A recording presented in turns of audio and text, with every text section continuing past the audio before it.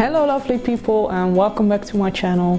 It's April already, so it's high time to update you on my reading challenges and the books I've read so far. Let's go! So starting 2020, I was still working my way through Karenina. Didn't go so well. I hadn't read for like almost all of November and December. And January didn't start off so well either for reading, so I decided to leave Karenina behind for a bit and pick up a simple book. So I started out with Konsalik, because I still have plenty of those. And I read Een Gewaarschuwde Vrouw, which means a warned woman. And I read that in 2 days, so that really helped. And I read it as a book by an author who has written more than 20 books. Because, you know, I already have like a lot. My face is in front of it. But I have about 120 books of him and there's more. So that perfectly fit the prompt. After that, I picked up a book I had read before, but that's about like 10 to 15 years ago and I didn't remember anything of it. And I just wanted to know whether I still liked it, so I picked it up. It's called The Stuff of Dreams by Eileen Ramsey. And it turned out I quite liked it, so I finished that in a few days as well, really got into reading again. And I put this as a book with the same title as a movie or TV show, but is unrelated to it. Because apparently this is also some Italian movie about a shipwreck or on a prison island. It's also called The Stuff of Dreams. It's nothing like it, but it worked. Then I did pick up Karenina again, but since it's a big book, it's over 800 pages, it's a classic, it's Russian literature. It didn't go that fast and I just wanted to change it around a bit with a different book. So I found another Konsalik, Tweeling in Tweestrijd, twins in collision, something like that. They have problems. They're teenage twins. You know how it goes. So I picked that one up, finished it in a day, because, well, it wasn't even 200 pages. And I put that as a book published in the 20th century, because it's from 1975 or something. Yeah, 1974 even. So that fit perfectly. And then I decided I'm now gonna finish Karenina, which I did eventually. According to Goodreads, I started it on November 10th last year and I finished it on March 19. But as I said, I barely read anything in November, December, the first half of January, not so much either. And even after that, I still read like a few days a month. So I think in total it took me like 3 or 4 weeks, something like that. It was tough, it wasn't easy, but I'm really glad I read the book, I finished it, because especially towards the end it got more and more excited. The story, well, kept moving.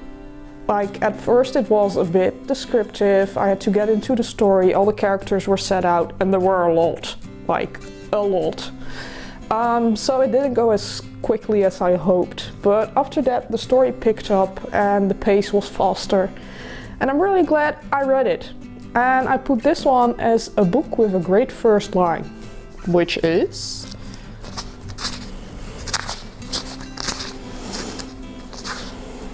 All happy families resemble one another, but each unhappy family is unhappy in its own way. So after Karenina, I decided I didn't want to read a difficult book and definitely not a classic. Didn't really stick to that because I picked up this one, Karen de Vrouw met 17 Persoonlijkheden. So it's about a woman with 17 different personalities. She has a personality disorder. Yeah, not really the easiest book, because the personalities came about because of abuse in her childhood and more of that very depressing stuff, but somehow I always had a thing for these kinds of books. I really love like how these personalities exist in a person and how they come about and how the process goes of bringing them back together to like one person. Of course, the reasons behind the personality disorder are always really depressing and sad, and that shouldn't happen, but still it's really like interesting to read about it, even though the subject matter isn't that happy and all. So I finished that in 2 days because I just couldn't put it down, and I put it as a book with more than 20 letters in its title, because just the word Persoonlijkheden is already like 15 letters, so yeah. As I said, I was thinking about picking up something nice and easy, but I still didn't. I finished Karenina, then I picked up a book about personality disorder, then I picked up another Konsalik about the war. I don't know what's wrong with me, apparently I like not so happy books. So I picked up Terug van het front, so back from the front, from the war zone. And I put that as a book by or about a journalist, because it's about a war correspondent, so a journalist in the war. Still not a very happy book. As I said, I don't know what's wrong with me. Apparently I like to read dramatic books. I like to watch dramatic series, so I don't think it's very different for me with books. Also finished that in a day, because I was really on a roll. I really got into reading again, especially after the triumph of finishing Karenina. I just couldn't stop reading. I just kept picking out new books and finishing them in a day or so.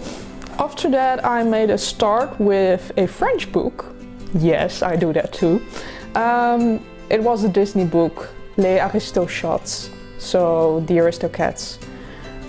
Didn't continue that or finish that for like a while, but in the meantime picked up a Maeve Binchy, The Glass Lake. It's quite thick and the script was really small, but after I got into the story it went really quick, so I finished that in a few days as well. I know. And I put this one as a book with a 3-word title, because you know, 1, 2, 3. Since I finished The Glass Lake that day, I thought, why not pick up Les Aristochats and finish that the same day, because you know, it's only like this small, it's like 40 pages, but you know, it has pictures. That was my word list. So yeah, there's not really much text on it. So I picked that up again. I already read the like first 8 pages on camera. I'll link that video down below to practice my French. And now I continued to read the rest. I did write down the words again that I didn't really know or just wanted to look up after, even though I got it from the context, and I read it out loud. It felt really weird, especially since my boyfriend was in the next room gaming. But I was like, I have to practice this, so I read it out loud, even though it felt weird. And I finished that too on the same day as I finished The Glass Lake. And I put this as a book with a pink cover, because even though you don't really see it from the front, the back is really pink. Wow, and now we're at book number 9. I started Fall of Giants again. I've read this about 5 years ago, I think. It's part of the Century trilogy. So this is Fall of Giants about the First World War. Then you have Winter of the World about the Second World War. And then it's Edge of Eternity about the Cold War. My mom recently got all the Dutch versions. She has never read them. She just started the first one. And I'm gonna reread them all this year. I can't wait to like completely dive into this story again, because I still remember so much from it, and it's just been amazing to start that story again.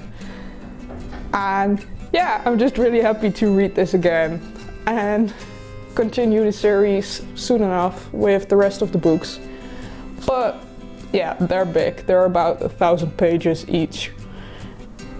but I just love them so much, and I'll probably get through it quite fast, knowing myself, because you know, it is Ken Follett, and I love Ken Follett. Anyhow, those were the books I've read so far, so that's 8. But the last 6 books I read in like the last 2 or 3 weeks. So I really got into reading throughout March, and I hope to continue to do so throughout April, May, June, the rest of the year.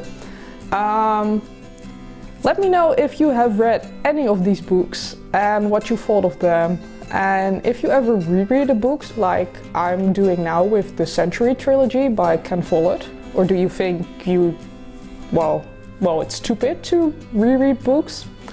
I'd just love to have a chat about books in the comments down below, so hit me up.